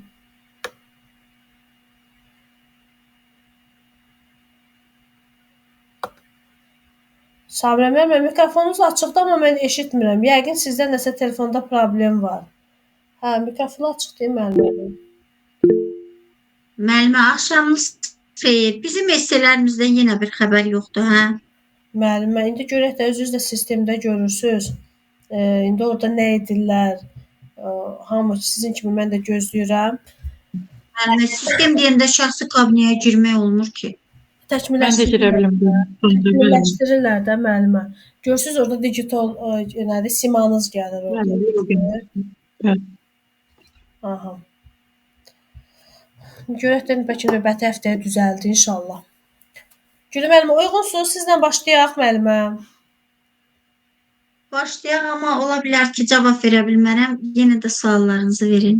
Aha, yaxşı müəllimə. Sertifikatlaşdırma neçə ildən bir keçirilir müəllimə? Sertifikatlaşdırma. Hə, o 5 ildən bir keçirilir. Yeni işə qəbul olunanlar? Yeni işə qəbul olanlar 3 ildən bir. 3 ildən bir. 3 ildən sonra. Bəli, bəs hansı insanlar sertifikatlaşdırmadan azaddılar? Aha, deməli, işə qayıdandan sonra 1 il müddətində hamilə 3 yaşına qədər uşağı olanlar, sonra 3 yaşına qədər uşağını tək başına böyüdən kişilər, sonra 60 yaşından sonra olanlar könüllüdülər. Bəs kimlər Sonra azı 3 dəfə sertifikasiyadan keçənlər keçmirlər. Onlar ümumiyyətlə, məsəl üçün, onlar daha heç vaxt keçməyəcəklər. Yəni, indi siz bir dəfə keçmirsiniz də, siz 60 bal toplayırsınız. Həm Ən azı 3 sertifikat. 3 dəfə keçəndən sonra azad olacaq. Bəli, bəli. Yəni siz testdən 60, müsabiqədən də 40, respublika üzrə 100 bal toplamısınız. Ölkə birincilərindənsiz müəllimə. Ona görə siz 2 dəfə də keçəndən sonra, ümumiyyətlə sertifikatlaşdırmadan 3 dəfə cəmi keçənlər daha sertifikatlaşdırmaya cəlb olunmur. Müəllimə, sertifikasiya balına əsasən dərs bölgüsünə aparılmasına necə baxırsınız? Doğrudurmu? Sizə qalanda indi mən özüm yüksək bal topladığıma görə bunu desəm, bilmirəm nə dərəcədə düzgün səslənir. Amma mən düşünürəm ki, düzdür, müəllimin akademik bacarıqları yerində olmalıdır. Yəni, Mirzə Ələkbər Sabir demişkən, bilməsə müəllim öyrədə bilməz. O heç. Amma ki, bəzən peşəkarlıqla akademik bacarıqlar, yəni Esse mərhələsindən bizə qalan faydalar, eləmi? Bəli. Sizdən bizə qalan örnəklər. Amma müəllimə, bəzən peşəkarlıq da sözünü deyir. Bilmirəm, yəni mən o barədə fikrimi tam dəqiq deyə bilmirəm ki, mütləq sertifikasiya balına yaxşı olana çox dərs vermək lazımdır. Az olana az dərs vermək lazımdır. Deməli, Gülü müəllimə, dövlət bu Müəllimə, bir dənə sual verim. Buyurun. Üzr istəyirəm müəllimə. Müəllimə, bir dənə üzr istəyirəm, sual verim. Bayaq dediniz ki, Samira müəllim. İdi, məndə soyuq əti var. Üstü qoymuşam qaynatmağa. Kimə versə yemək. Qaynayıbdı, tam bişməyibdi, biraz belə. Mən pişəndə deyərsiniz. Pişəndə deyərsiniz. Samira müəllimə, bir dənə sual verə bilərəm mən. Hə, buyurun müəllim. Xatirə müəllimdə danışın. Müəllim, bayaq o müəlliməyə dediniz ki, siz sertifikasiyada yüksək nəticə 60 bal yığmısınız minimum. İndi orada müəllimə Ümumiyyətlə sertifikatlaşdırmada məsələn bir dəfə biz keçmişik, tutaq ki, riyaziyyat, Azərbaycan dili. Biz 3 dəfə, bundan sonra 2 dəfə də verəndən sonra biz sertifikatlaşdırmadan azad olacağıq da. O müəyyən 60 bal yığana ümumiyyətlə olmayacaq. Mən başa düşmədim o şeyi. Yox müəllimə, yəni bir dəfə keçib müəllimlər, bundan sonra 2 dəfə keçəcəksiniz. Yəni cəmi 3 dəfə sertifikatlaşdırmada iştirak edən müəllimlər daha yəni 60 bala yığana da aiddir o. Yəni belə azmı? Hər kəsə aid. Mən fərqli başa düşdüm onu. Salam. Bir sual verə bilərəm ya da belə bir söz soruşmaq istəyirəm. Bu 40 balı müəllimə necə olub alıb məsələn? Hansı nəyinə görə? Bacarıqlarına görə müsahibədə. Gülü müəllimə, onu siz soruşurlar ki, siz müsahibədə necə olub 40 bal toplamısınız? Sertifikasiyanı 40. Mən də 40 bal toplamışdım. Valla mən müsahibə mərhələsində bizdə onlayn oldu da bildiyiniz kimi. 2 dənə təhsil eksperti idi, bir dənə də psixoloq idi. Mənə dedilər özünü təqdim elə. Mən özümü yüksək səviyyədə təqdim elədim. Sualları axıra qədər dinləyirdim. Yəni dinləmə mədəniyyəti nümayiş elədim. Hər sual veriləndən sonra mən təşəkkür eləyirdim. Sonra ürəyimdə ona qədər sayırdım. Yəni müsahibənin bütün qaydalarına mən əməl eləyirdim də. Bir də ki, mənə sual verdilər. Məsələn, mən iddiasinin müəllimiyəm də. Mənə o aspektdən sual verdilər ki, necə olur ki, uşaq danışmır, dil açanda mama deyir, ana deyir. Gəlir ibtidai sinifi qurtarır, 5-ci sinifdə nitqi olmur. İnanın ki, mən orada Piaget nəzəriyyəsindən tutdum, şəxsiyyətin 5 formalaşma mərhələlərindən tutdum, Vygotsky scaffoldingindən tutdum, kurikulumu əlimdə meyar tutaraq, mən bütün detalları orada onlara izah elədim. Sonra mənə sual verdi, inteqrasiyadan biri sual verdi və dedi ki, hansı inteqrasiyanı öz fəaliyyətinizdə tətbiq edirsiniz? Mən fənüstü inteqrasiyadan danışdım, transfən inteqrasiyadan. Necə? Dedi ki, bəs necə tətbiq? Dedim, yox, hər dəfə tətbiq yox. Məsələn, həyatımda belə anlar olub ki, mətbəxdə iş görəndə yəni elə olub ki, qəza vəziyyəti yaranıb və mən düşünmüşəm ki, texnologiya dərsində mən bunu mütləq uşaqlara qeyd eləməliyəm ki, mətbəxdə xüsusi davranış qaydaları var. Sonra psixoloji suallar vermişdilər mənə bir neçə dəfə. Yəni orada psixoloq qadın idi.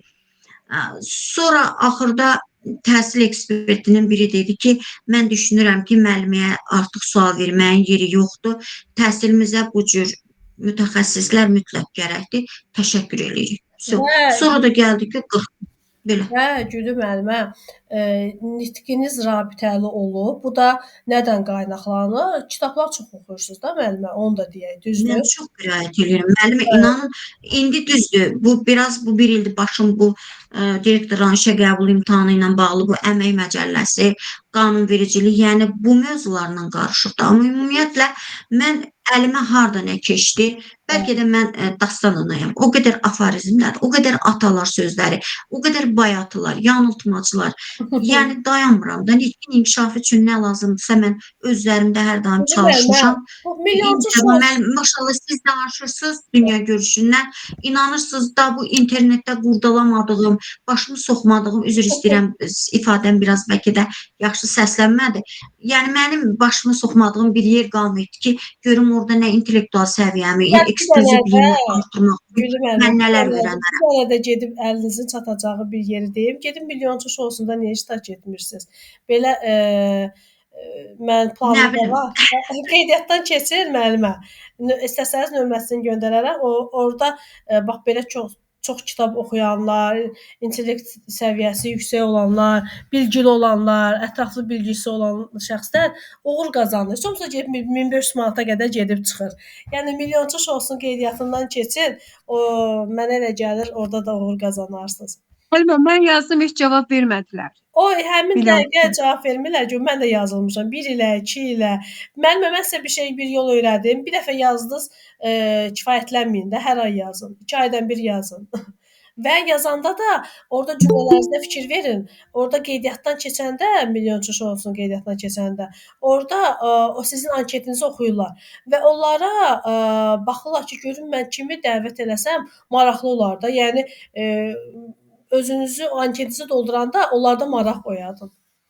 Gülüm müəllimə, istəsəniz mən sizə göndərərəm. Onun linkini göndərərəm, qeydiyyat linkini. İnternetdən də tapa bilərsiniz. Bir də Milyonçu Şousunun özünün videoları var. Orada yazır, nömrə də qoyur ki, hə bu nömrə ilə əlaqə saxlayın. WhatsApp nömrəsinə yazın, orada sizə qeydiyyat linki göndərəcəklər. Belə, yaxşı Gülüm müəllimə, davam edək.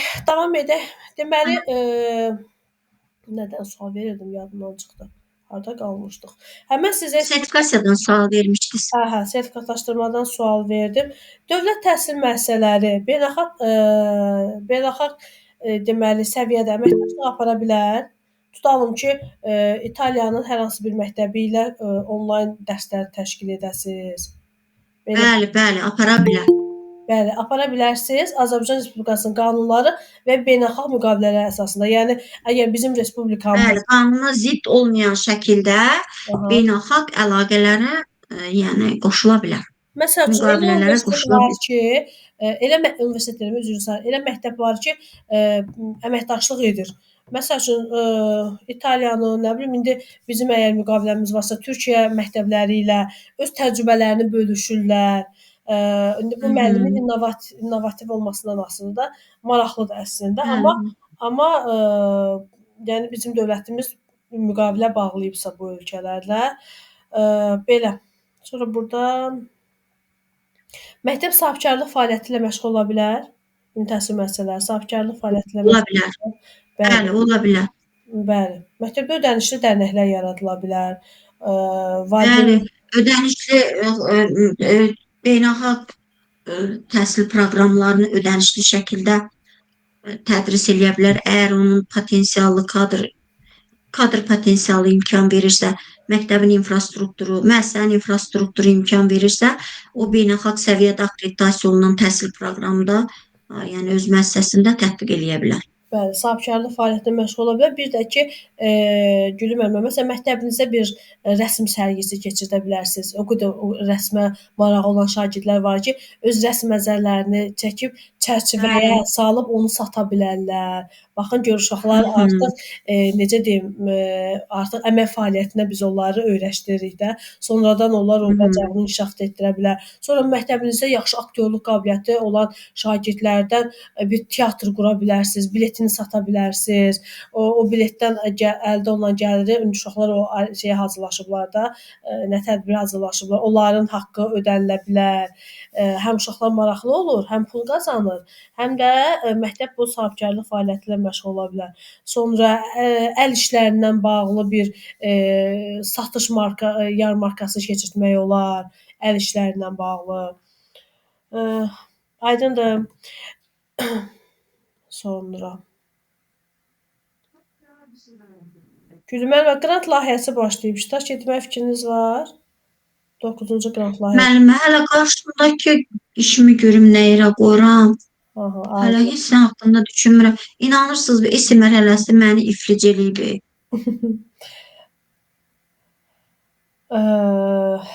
Sonra Gəl gedə bilirəm, nə gedib gedə bilirəm. Kimlər, sonuncu sualı verim, o ilə də yekunlaşdıraq. Kimlər pedaqoji fəaliyyətlə məşğul ola bilməz? Kimlər pedaqoji fəaliyyətlə məşğul ola bilməz? Bir il müddətində müəllimlərin etik davranış qaydalarını pozanlar bir il müddətinə məşğul ola bilməzlər. Sonra xəstəlik siyahıları var. O xəstəlik siyahılarına uyğun haqqında məcburi tibbi müdaxilə müəyyən olunmuş şəxslər var ki, onlar pedaqoji fəaliyyətlə məşğul ola bilməz. Məhkumluğu üstündən götürülməmiş ağır məhkumluğa məruz qalmış şəxslər, yəni onlar pedaqoji fəaliyyətlə məşğul ola bilməz. Uşaqlarla cinsi zorakılığa görə yəni məhkum olmuş şəxslər məhkumluğu bitirəndən sonra da onlar uşaqlarını, yəni ünsiyyət uşaqlarını işləyə bilməzlər. Heç vaxt yəni ona icazə məhkumluq verilmir. yaşayan şəxslər məhkumluq üzərinə götürəndən sonra əgər diplomu varsa pedaqoji fəaliyyətlə məşğul ola bilər. O da nazirlik səviyyəsinə baxılacaq. Çünki bilirik ki, sistemlər, bu ədliyyədir, nazirlikdir, bunlar hamısı bir-biri ilə inteqrasiya olunmuş şəkildədir də. Yəni o məhkumluq yaşayan şəxsə artıq miqət qeydiyyatında artıq embargo qoyulur. O qeydiyyatdan keçə bilmir. Məhkumluq bitəndən sonra da əgər əgər bunun diplomu varsa, gəlib iştirak etmək istəyirsə, deməli o nazirlikdə baxılacaq. Görə bu nəyin üstündə bu məhkumluq yaşayıb? Əgər uşaqlara qarşı nəsə bir belə bir zorakılıq eləyibsə, zorakılıq halları müşahidə olunarsa, o bəli, pedaqoji fəaliyyətlə məşğul ola bilməz. Sonra məsələn uzun müddət 15 il, 20 il, məsələn 15 il məhkumluq yaşayıbsa, indi yəqin ki, bunları da uşaqlarla işləməyə qoymazlar. Amma indi ola bilər 1 il, 2 il nəsə bir qəzadır da olur, ola bilər. Yəni hə bunları artıq nazirlik icazə verər ki, hə bunlar qəzadır. Məsələn elə insan var ki, bilmədən məsələn fəhlədir işləyir, bilmədən nəsə elə davranıb ki, təhlükəsizliyə riayət etməyib, kimsə nəsə xəsarət alıb. 1-2 il belə deyək ki, nəsə olub, o belə deyək də yüngüldür də. Amma bu əldən öldürməkdir, uşaqlara qarşı zorakılıqdır. Bunlar nazirlik icazə verməyəcək. Aydındır? Bir də etik davranış qaydalarını pozanlar 1 ildən sonra MİQ-də iştirak edib yenidən pedaqoji fəaliyyətə başlaya bilər. Məsələn, sertifikatlaşdırmadan keçməyən 4000 dənə müəllim var idi. Keçən yay nazirlik onları işdən azad etdi. O demək deyil ki, onlar üçün təhsil bitdi. Sən gələnlə hazırlaş, daha yaxşı, düzdür Gülüm müəllim, iştirak edə bilərlər də onlar MİQ-də. Bəli, bəli, MİQ-dən keçəcəklər. Müsahibədən elə bil ki, universiteti təzə qurtarmış şəxslər kimi mərhələlərdən keçib gəlib işləyəcəklər. Gəlib işləyə bilərlər. Tamamilə doğrudur. Belə müəllimlər, dərsimiz bitdi. Deməli, bu qrup 1 aylıq və 3 aylıq qruplar üçündür. Növbəti dərsimiz ya həftənin 5-ci günü ya da 6-cı günü olacaq. Təhsil haqqında qanunun 1-dən 23-cü maddəyə qədər izah edəcəm, bir-bir izah edəcəm. Qrupa daxil olmaq istəyən şəxs yazsın, bu test qrupudur. Yəni test qrupunda məcəllə, qanun, kurikulum, situasiya, yəni bu istiqamətdə dərslərimiz deməli davam edəcək. Yəni ikinci dərsimiz artıq ödənişli qruplarda olacaq. Essenin cavabını gözləyən müəllimləri də bu qrupa daxil edirəm, hansı ki essenin cavabları hələ çıxmayıb, müsahibə materiallarını əldə ediblər və mən həmin müəllimlərlə axıra qədər davam edəcəm. Yəni müsahibə qrupu essenin cavabı çıxandan sonra müsahibə qrupuna da ödənişsiz daxil edəcəm. Çünki artıq materiallarınız var və mən sizi sona qədər inşallah aparacam. Belə kurikulum qrupu? Kurikulum qrupunun ilk ödənişsiz dərsi həftənin 3-cü günü olacaq. Onun elanı verəcəm də aprelin 1-dən başlayacaq. Amma o bu yerdə qalan ayın 12-sindən aprelin 1-nə qədər ödənişsiz dərslərimiz olacaq. MİQ və sertifikasiya səviyyəsində. Müəllimə, 3 aylıq dərsdə qrupda hansı dərsləri öyrənəcək inşallah? Məcəllə, qanun, kurikulum. Bunları keçirəm də müəllimə. Məcəllə, qanun, kurikulum. 3 ayla 1 ayın fərqi odur ki, 1 ayda sürətli şəkildə keçirik, 3 aylıqda isə rahat şəkildə öyrənirik də. Yəni kim hansından istəyir, faydalanıla bilər. Dərsimiz bitdi. Kimin sualı yoxdursa çıxa bilər. Kimin sualı varsa bir 5 dəqiqədə vaxt ayıracağam. Sağ olun müəllimə. Allah sizi qorusun. Ne yaxşı ki sizi tanımışıq. Həm ümid yerimizsiz, həm bizim motivasiya yerimizsiz, həm elm yerimizsiz. Allah qorusun sizi müəllimə. Var olun. Yəni inşallah essenin cavabı çıxana qədər mən sizlə bərabərəm. Yəni bir dəfə müsahibə materiallarını əldə elədinizsə, mən bundan sonra sizi qruplara ödənişsiz daxil edəcəm. Yəni axıra qədər sizlə varam. Buyurun müəllim. Axşamınız xeyir müəllimə bir sual verəcəydim. Bayaqdan dinləyirəm mən də. Salam müəllim, necəsiniz? Neçə vaxtı gözləyirsiniz bu qrupu? Çox sağ olun. Mən indi bu kitablarınızı əldə eləmişəm. Test də buradadır. Biz nəyi oxuyacağıq, nə işləyəcəyik? Yəni biraz haqqında qanunu oxuyacaqsınız. Haqqında qanunu hara oxuyuruq? Orada var. Yəni mündəricata baxın. Mündəricata baxın, orada səhifələr qeyd olunur və onun testini işləyəcəksiniz. Elə bunun testi ilə səhifə ilk səhifələrdədir. Bir dəqiqə. Hə, elə təhsil haqqında qanun, bir də onun testini işləyirik də. Bəli. Bir dəqiqə. Elə ilk mövzumuzdur da. Bir dəqiqə. Yox, təhsil haqqında qanunda soyuqda. Orada mündəricata baxın, görün səhifə neçədədir, burada mündəricatda var. Hə, təhsil haqqında qanun başdandır da, başda.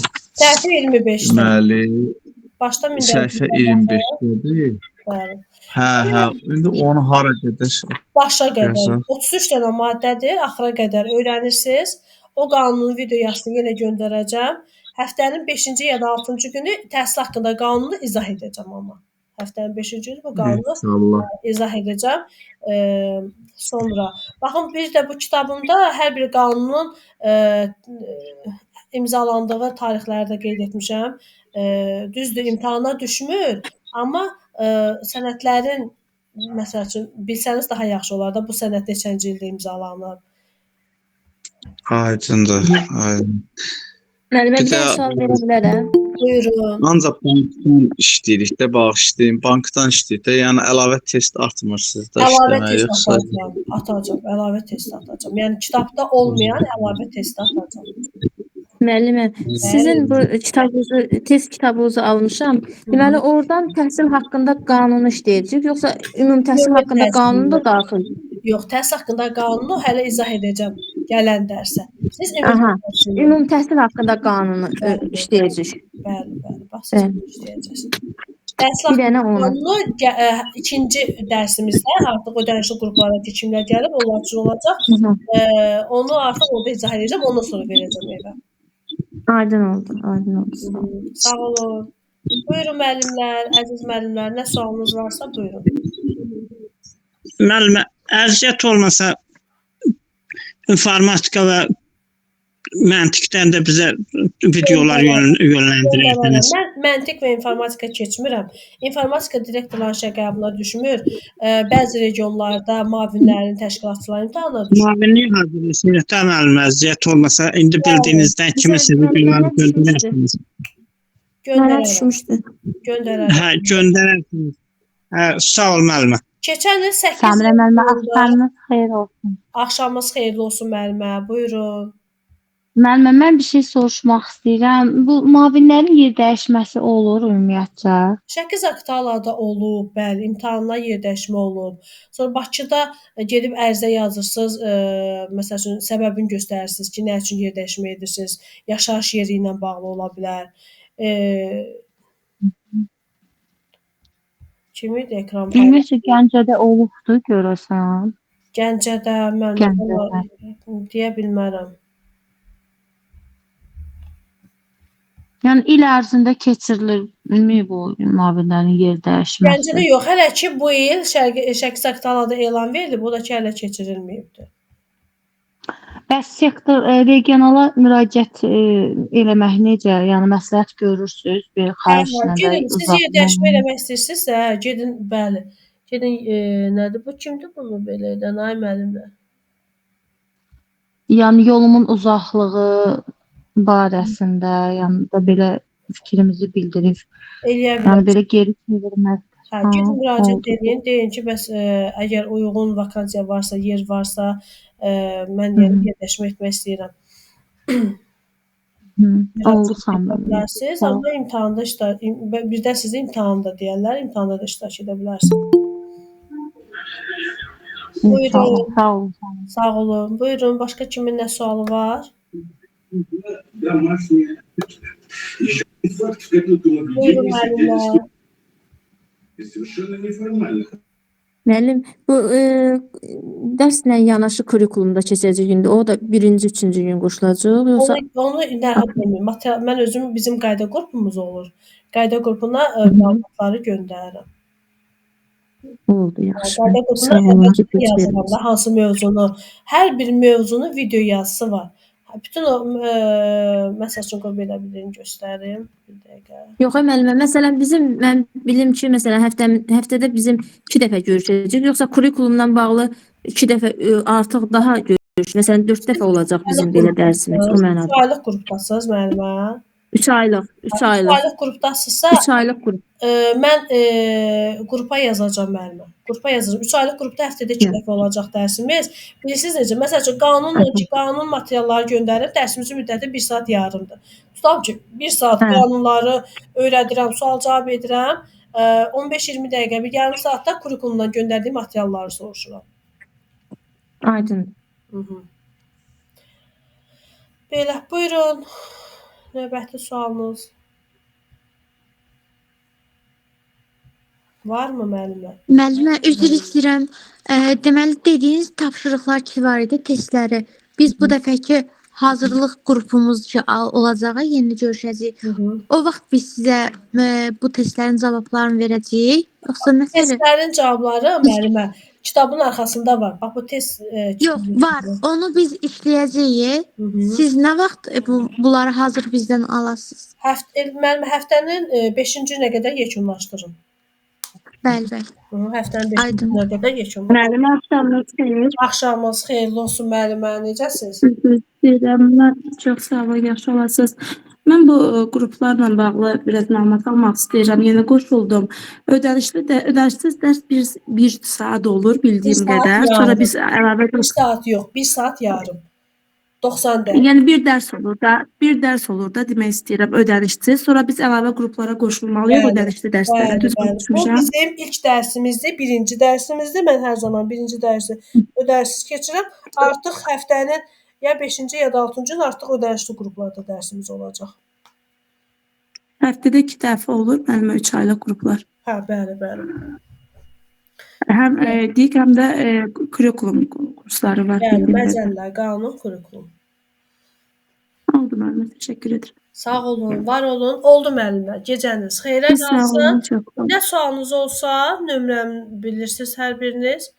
Nömrəmə yazın bu dərsi, video yazısını. Deməli, YouTube kanalında da paylaşacağam. YouTube'dan da izləyən müəllimlər zəhmət olmasa, əgər kim ki ödənişsiz qrupumun linkini istəyir, şəxsimə yazsınlar, bu nömrəyə yazsınlar, ödənişsiz qrupa da daxil edim. Yəni ödənişsiz qruplarda sadəcə elanlar paylaşıram. İlk ödənişsiz dərsi keçirəm, sonra dərslərimizə davam edirik. Və YouTube kanalımı izləyən əziz müəllimlər, videonu izləyərkən belə də videonu bəyənin, kommentariya yazın, paylaşın. Yəni dəstək olsanız çox sevinərəm. Əməyə hörmət olaraq. Oldu müəllimlər. Sağ olun, gecəniz xeyrə qalsın.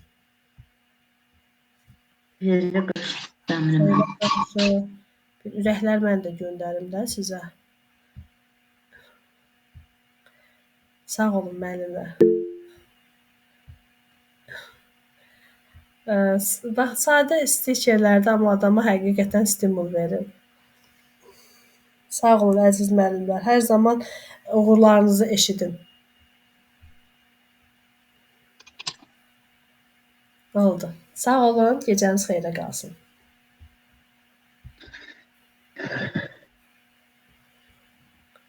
Bir dənə müəllimə ürək. Bu nətər göndərsə, onu mən göndərə bilmirəm. Mən tək-tək göndərirəm. Orada ay müəllimə, siz belə işarələrlə göndərsiniz, onu nətər edirsiniz? Hə, bax, onu nətər elədir? Onu mən edə bilmirəm.